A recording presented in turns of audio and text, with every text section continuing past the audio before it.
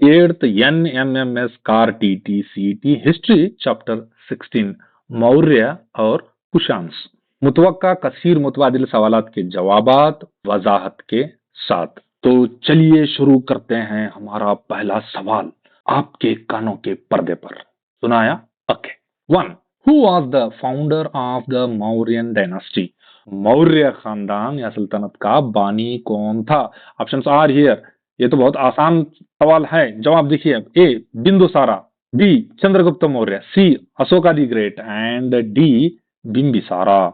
तो इसमें पहले बिंदुसारा देखेंगे। मैं बिंदुसारा चंद्रगुप्त का बेटा था और 21 साल हुकूमत की, तो वो तो मौर्य खानदान का बानी हो नहीं सकता। दूसरा चंद्रगुप्त मौर्य, यस चंद्रगुप्त मौर्य ये मौर्य सल्तनत का बानी था। इसने धननंदा, नंदास के आखिरी बादशाह धननंदा को साजिश के तौर पर कत्ल करके चाणक्य के साथ में मिलकर, या उसे विष्णुगुप्ता भी कहते हैं या कौटिल्य भी कहते हैं, तो ये तीनों का नाम एक है।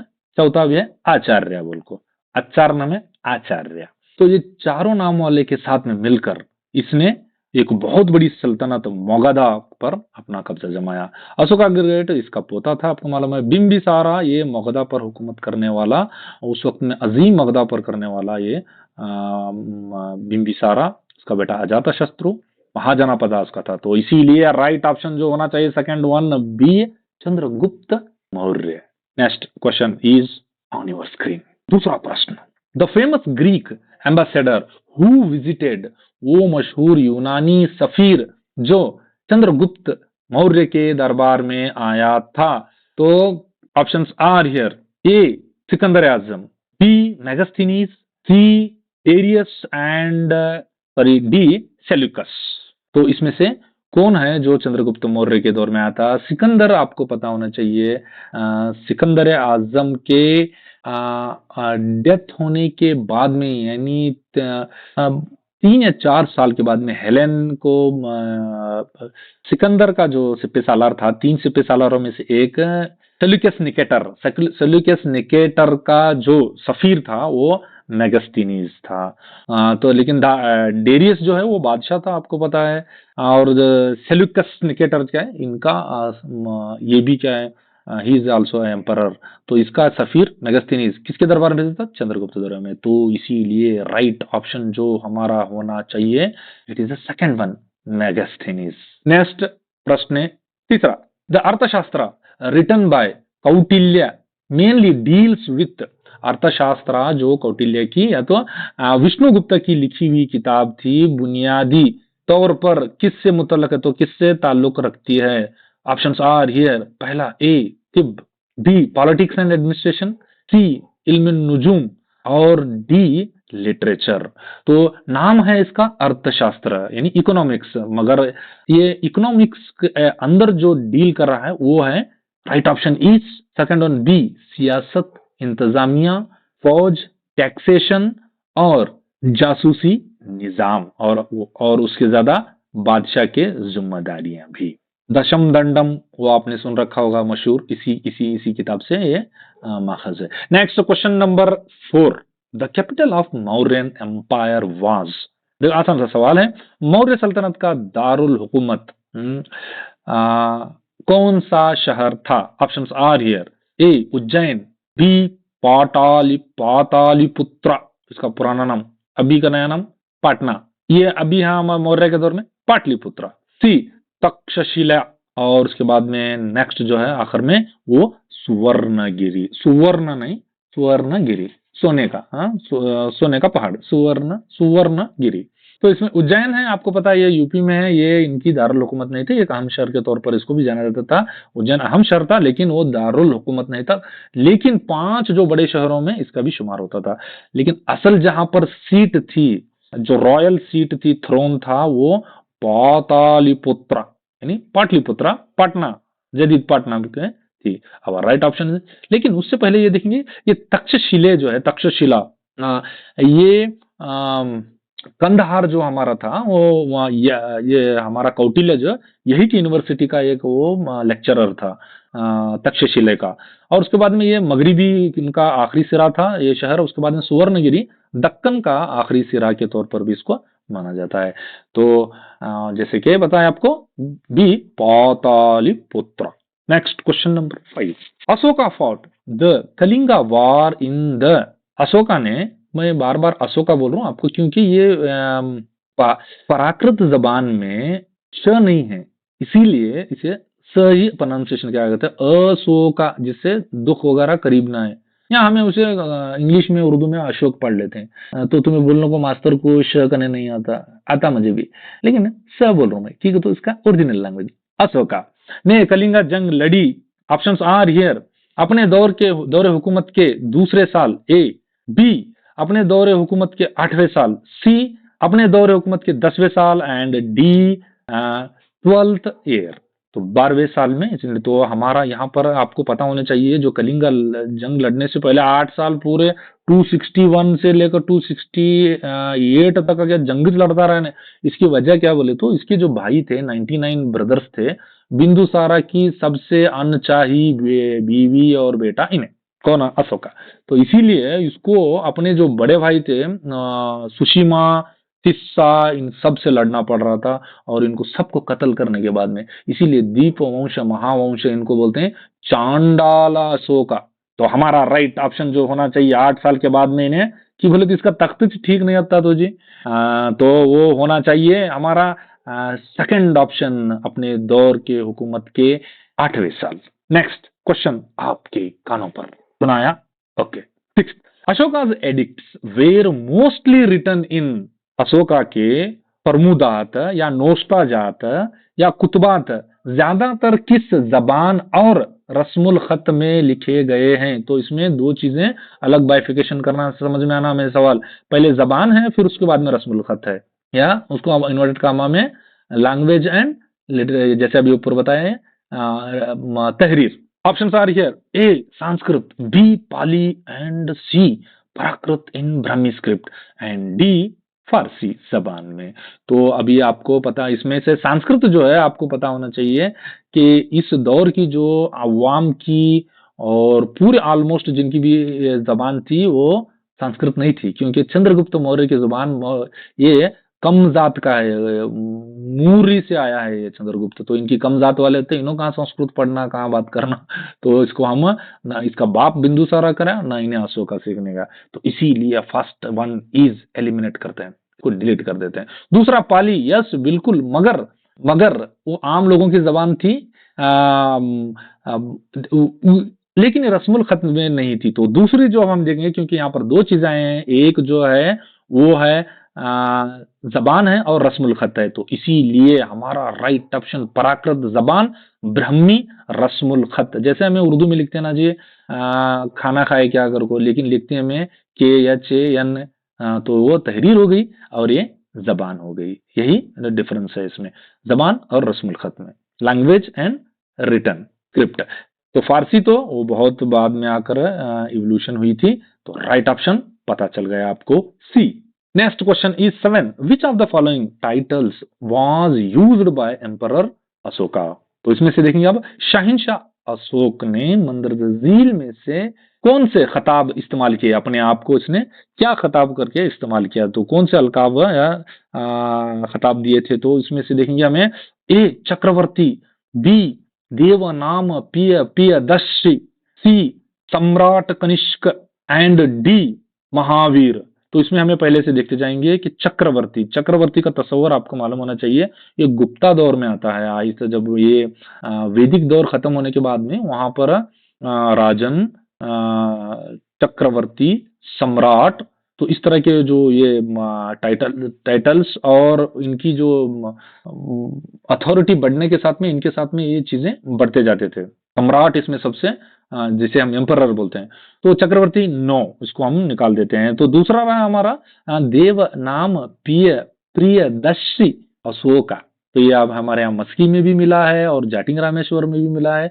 तो इन्हीं दो इसमें से इसका नाम है। तो ये अपने आप को कहता था, लेकिन इसके पीछे एक बहुत बड़ा राज भी है। ये जब इसका बाप जो है, इसके बाप को जहर दिया गया था बिंदुसारा को, तो उसमें के 2-3 लुक में इसकी माँ खा ली थी, और जब उसको खाने के बाद में इसका असर अशोका के स्किन पर होता है और इसकी पूरी व्हाइट एंड रैशेस की तरह आ जाते हैं और पिंपल्स भी बनते हैं। इसीलिए अशोका दिखने में ज्यादा अट्रैक्टिव, खूबसूरत नहीं था अगर बोलते हैं। ये शाहरुख खान वाला अशोका नाम है, हाँ, फिर ये ओरिजिनल अशोका, तो इसीलिए वो कराहत महसूस करते रहते हैं। तो ये चीजों को अपने आप को, वो डिप्रेशन से बाहर आने के लिए उसने अपने आप को कहा कि प्रियदर्शी, मेरे जैसा खूबसूरत कोई नहीं, और देव नाम प्रिय, खुदाओं को इस मुझ पर भी फकर है, प्यार है। तो right option is B. Next question is 8। The founder of the Kushan dynasty was. तो अब हम एकदम से शिफ्ट करते हैं कुषाण की तरफ से। कुषाण में से ऑप्शंस देखते हैं। इसमें पहला ए है कनिष्क है, बी जो है वो कुज्जल कैडफेसिस है, हमें उर्दू में से कुज्जल कदापि सेस भी बोलेंगे। दूसरा सी जो है वो विमा कैडफेसिस, एंड डी जो है वो वसुमित्रा। वसुमित्रा तो आखिरी बादशाह था। तो कुषाण का जो पहला बादशाह कौन हो सकता है? मशहूर बादशाह विमा कैडफेसिस एंड कनिष्का है, और आखिरी बादशाह वसुमित्रा है।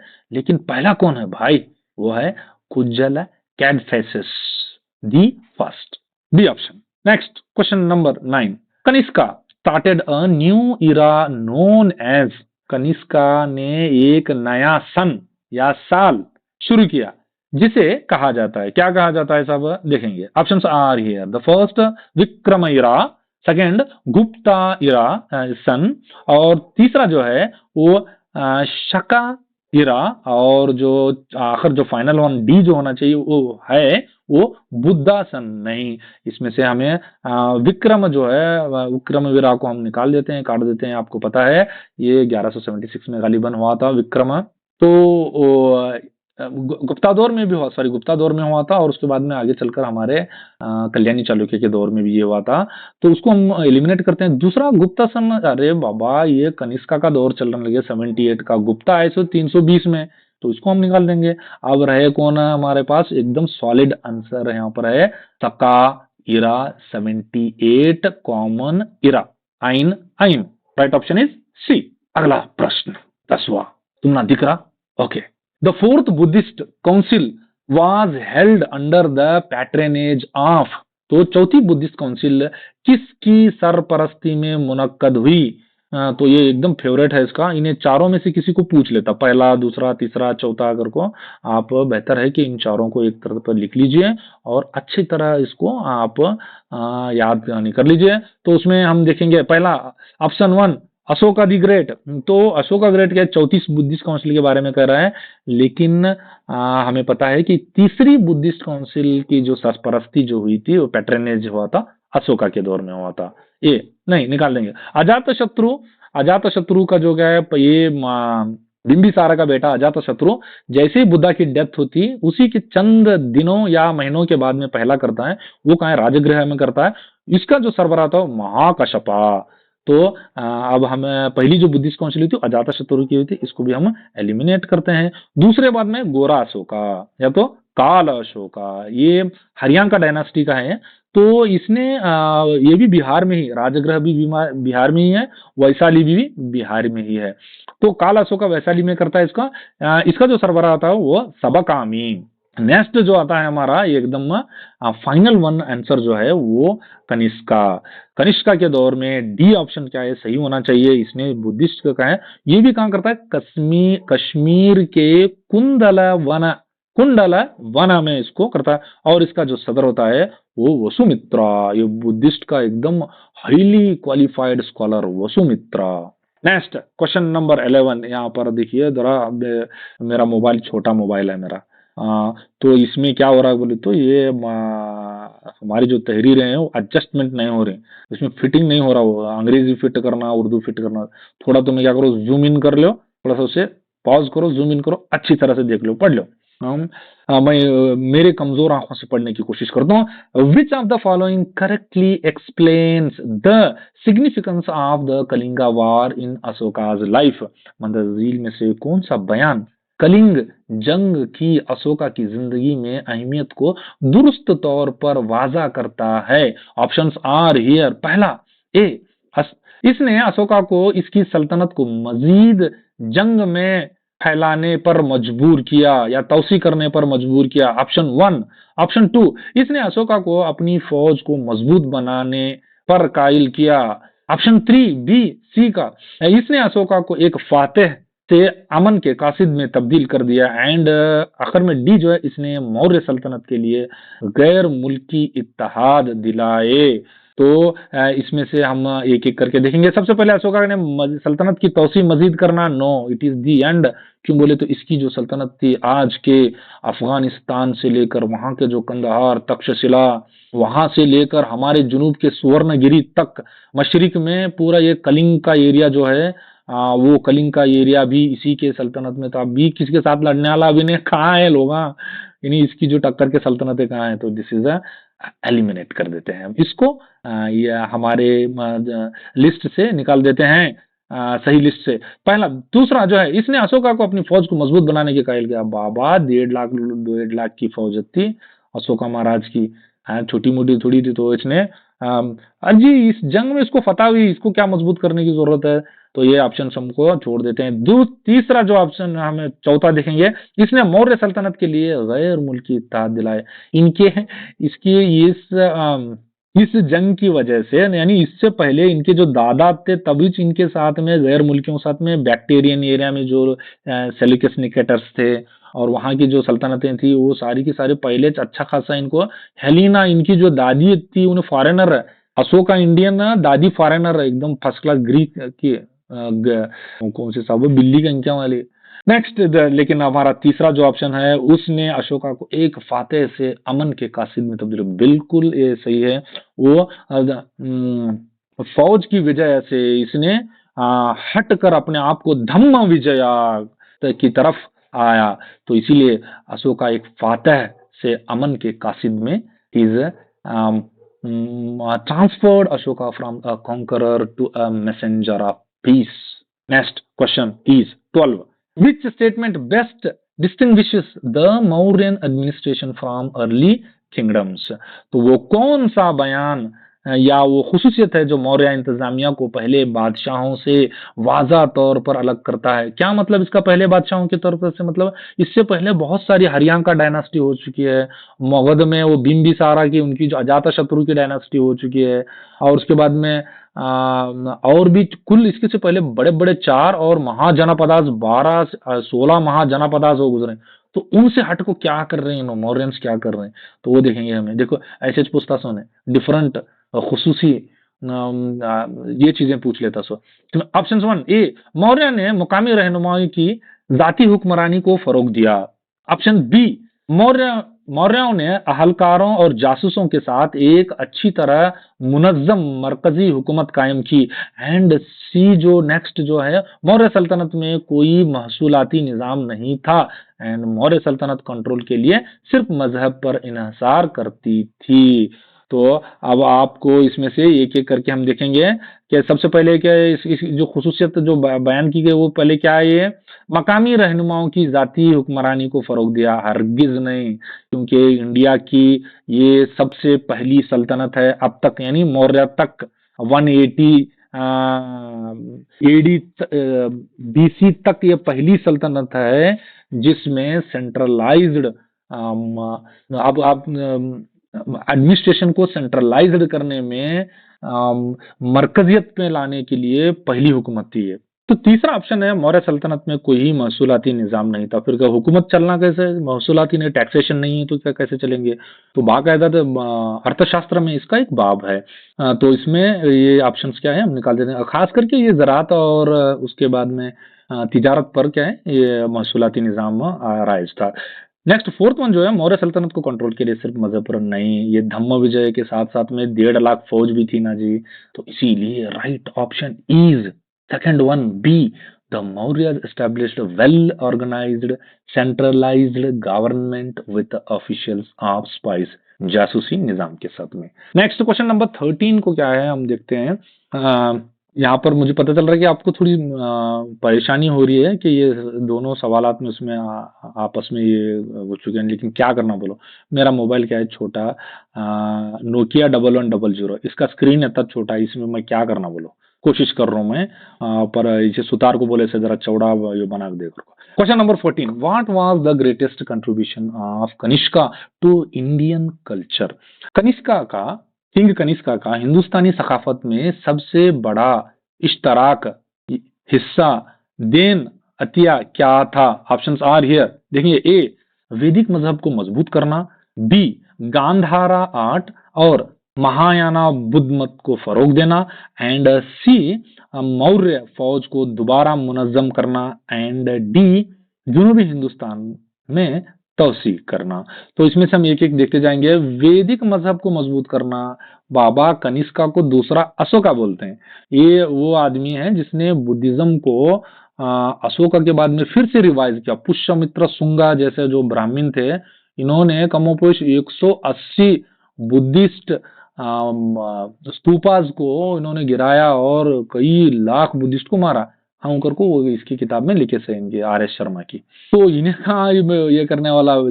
तो कनिष्का जो है वो बुद्धिस्ट था, तो उसने ये हमारा ये ऑप्शन क्या है करके तो हम इसको डिलीट कर देते हैं, खारिज कर देते हैं। डिलीट करने आता नहीं, मोबाइल में करने की कोशिश करने दोनों को, हम खारिज करेंगे, उसे छोड़ दो। दूसरा ऑप्शन है यहाँ पर गांधारा आर्ट और महायाना बुद्ध मत को फरोग देना, बिल्कुल सही है जवाब ये।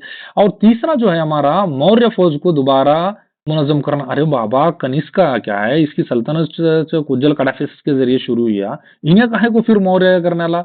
वहां बृहद्रथा आखिरी बादशाह तो उनका खत्म हो गया, पुष्यमित्र शुंगा उसे धोखे से उसका गला काट देता है उसका, तो उनकी खत्म हो गई। अब फिर यहाँ काहे को फिर मौर्य फौज यहाँ कहीं का रहे हैं? तो अब तीसरा जो है जनूबी हिंदुस्तान में, नो, ये बैक्टेरियन जो एरिया है आज का, पाकिस्तान का एरिया, ये उज्बेकिस्तान का एरिया और खास करके हमारा अफगानिस्तान वाला जो एरिया है, इन एरिया में ये इनकी सल्तनत थी, वहां से हमारे हिंदुस्तान के अंदर तक। तो इसीलिए हम क्या करेंगे यहाँ पर, इसको भी हम एलिमिनेट कर देंगे हमारे जवाब की लिस्ट से। तो हमारा एक ही जवाब बनता है, encouraging Gandhara art and Mahayana Buddhism. वैसे हमने लास्ट में भी पढ़ा था कि बुद्धिज्म हीनयाना, महायाना, वज्रयाना, तंत्रयाना, तो ये 4 हिस्से हैं। उसमें से हम ये देखेंगे हीनयाना से मुराद बुद्धा ने जो अपने सरमन्स जो दिए हैं, खुतबात जो हैं, ठीक उसी पर अमल करने का, उसको बोलेंगे हीनयाना।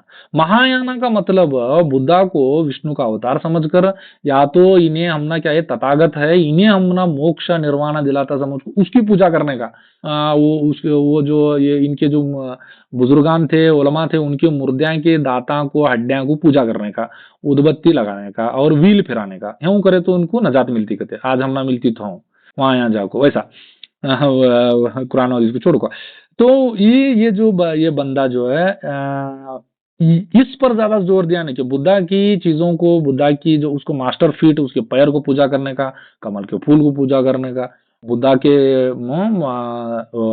धम्मम शरणम गच्छामि, बुद्धम शरणम गच्छामि, संगम शरणम गच्छामि, इसके ऊपर ये कलमा पढ़ते रहने का। तो और दूसरी एक खुसूसियत यहाँ पर है गांधारा आर्ट। गांधारा आर्ट के बारे में एक बहुत खूबसूरत आर्ट है। इसमें इन्होंने पहले जो हमें जो कुछ भी मूर्तियां वगैरह जो देवी देवताओं के या तो महापुरुषों के जो बनाते थे, उसमें हॉलो नहीं होता था, उसमें एक्चुअली ह्यूमन जो हमारा फेस है या तो कान लो, ये हर चीज जो हाथ पैर उभार सीना पेट, ये सारी चीजें अप एंड डाउन, ये कुछ भी नहीं होता था, एकदम सलेट, एकदम सतह साफ रहती थी, तो मूर्तियां वगैरह बनाते। लेकिन इन्होंने इसको ग्रीक किंग्स जो थे, इनके जो पहले जो ग्रीक किंग की जो वहां पर मजहब था इनका पेगन, उसको उस आर्ट को उन्होंने यहाँ लगाया। अपोलो की जैसा बनाने लगे, ज्यूस की तरह बनाने लगे, हेडियस की तरह बनाने लगे, हिब्स की तरह इन्होंने इस अच्छी तरह मतलब ये बनाया। उससे तो आप बुद्धा को देखेंगे, बुद्धा जो पैदा हुए सो नेपाल में, आज के नेपाल में, पढ़े सो भले सो करे सो सब इंडिया में, लेकिन दिखता कैसा? ग्रीक सर का नजर आता है। घुंघराले बाल हैं, कुशादा पेशानी है, ऊंची नाक है, शर्मीले और आईब्रोज कम हैं, और उसके बाद में कान के लोज ज्यादा बड़े हैं, और मर्द होते हुए भी होंठ बारीक हैं। तो ये सारी खुसूसियात जो हैं ये इसी गांधारा आर्ट के हैं। तो ये बैक्टीरियन एरिया में होता, तो ये एक बहुत बड़ा आर्ट है। इसके बाद में चीज अच्छी खासी हमारे यहाँ ये आर्ट फला फूला, तो इसीलिए right option is B. Next 15, which factor helped Buddhism spread beyond India during Kanishka's reign. तो कनिष्का के दौरे हुकूमत में किस अनासिर ने बुद्ध मत को हिंदुस्तान से बाहर फैलने या तौसी करने में मदद की? Options are here. पहला, तिजारत की कमी। बी, तबलीगी मिशनरीज की कोशिशें। और वसत एशिया और चीन से रेशमी रास्ता यानी ये सिल्क रोड कनेक्शंस के राब्ते। और जो सी है, गुप्ता खानदान का उरूज एंड हिंदू पुजारियों की मुखालिफत।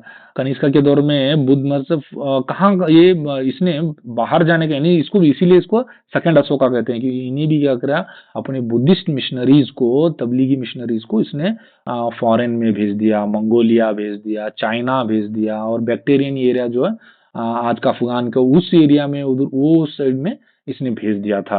तो हमारा यहाँ पर इन सारी चीजों को हम देखते हुए हमें तो पता चल गया है, एक तो तबलीग मिशनरीज भेजी कनिष्का ने, दूसरा क्या है वसत एशिया में जो मिडिल ईस्ट में जो है और चाइना में, ये जो वसत एशिया और चाइना के दरमियान के जो सिल्क रोड था, जो कनेक्शन वाला सिल्क रोड, आज भी आपको पता होना चाहिए कि चाइना सिल्क रोड की उसे मॉडर्नाइज कर चुका है और वो बहुत जल्द यूएसए को तिजारत में पीछे छोड़ने वाला है। यही सिल्क रोड है वो। लेकिन इसको राइट ऑप्शन जो होना चाहिए हमारा, the second one B, missionaries efforts and silk route connections to the Central Asia and China. तो इत्ताच रे बाबा, ये सबक का इत्ताच सवाल जो है हम मुझे लगे और भी हो सकते हैं इंशाल्लाह। अगर आपको इसमें और भी कुछ मजीद मालूमात चाहिए तो आप कमेंट्स करके जरूर बता दीजिएगा और वीडियो को लाइक शेयर करना ना भूलें।